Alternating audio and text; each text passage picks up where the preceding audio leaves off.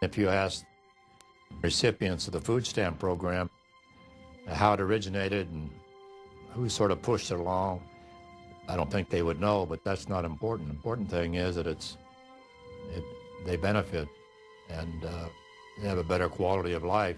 I don't think it's an exaggeration to say that we revolutionized the food stamp program for the better. We brought in millions of people who heretofore had never heard of the program or who couldn't afford to participate.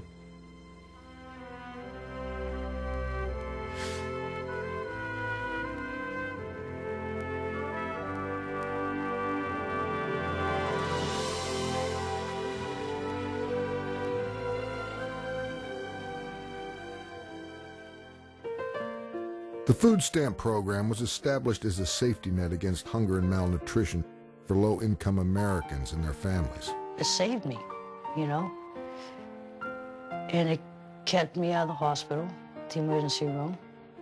Diana's food stamps help where her disability income isn't enough. Without the food stamps, I'd have to spend cash on food. Sometimes that took away my medication money. I don't think that any mother wants to see the children suffering and starving. But I went through that. Ida supports herself today, but back in the 70s, the food stamp program gave her support to raise her sons.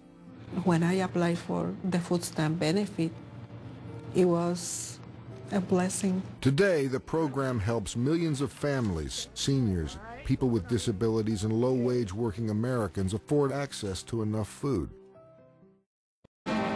Food stamps were first introduced to the American public as a pilot program during the Great Depression. Mabel McFiggin of Rochester, New York, was the first food stamp recipient. She paid $4 and got $6 worth of stamps in return.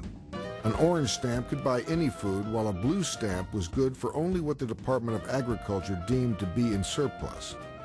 That program lasted through the early 40s. Food stamps were revived in the 60s as part of the war on poverty, but Americans still had to pay for their stamp coupons, and for the poorest, that was a hardship. Many of us today probably don't remember the extreme poverty that existed in pockets of our country in the 1960s. We saw many who died as a secondary consequence to severe malnutrition. Dr. Aaron Shirley was part of a team of doctors that investigated. You'd see skinny legs, skinny arms, shrunken facial features, and a bloated belly. And that's what really, as a pediatrician, is what got my attention. The doctor's work became part of a CBS documentary hosted by Charles Kuralt called Hunger in America. This baby is dying of starvation.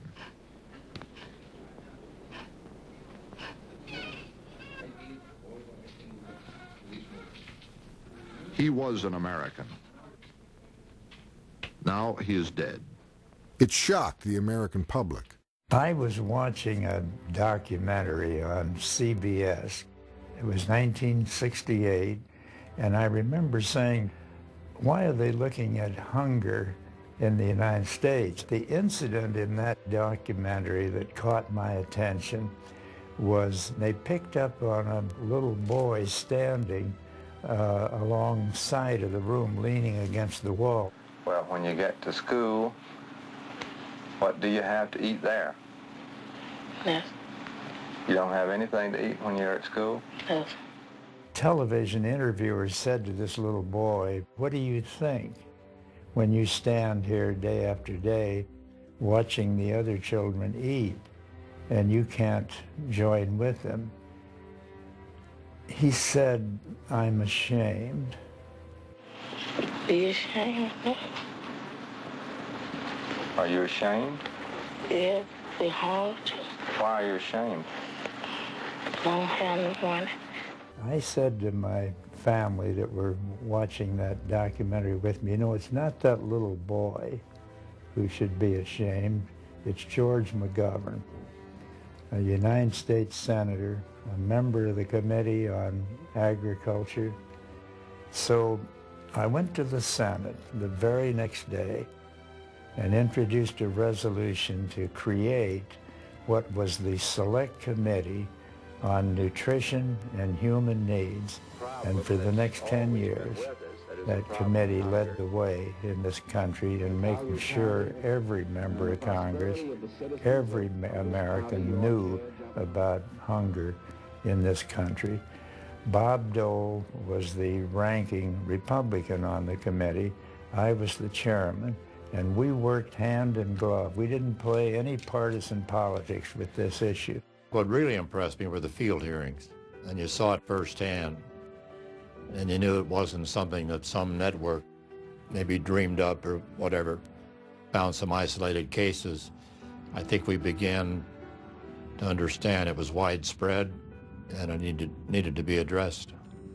In the early 70s, while food stamps were helping to protect millions from hunger, it was clear that changes in the program could improve its efficiency and reach. Senators Dole and McGovern took the lead. They teamed with Congressman Tom Foley in the House and the Carter administration to pass the Food Stamp Reform Act of 1977.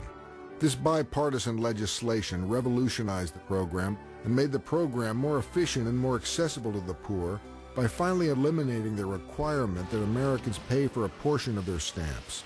If you didn't have, that money to put up, then you weren't eligible for the program. It didn't make any sense to me. It was around this same time that Dr. Aaron Shirley returned to the places of severe hunger he had witnessed a decade earlier. It was after the food stamp program had been in existence, and it was just amazing and rewarding to see some of the same people that we had interviewed, how much better they were in terms of their nutrition status and their outlook on life. Today's food stamp program is even stronger as a result of key reforms put in place in recent years by Congress, states, and the White House.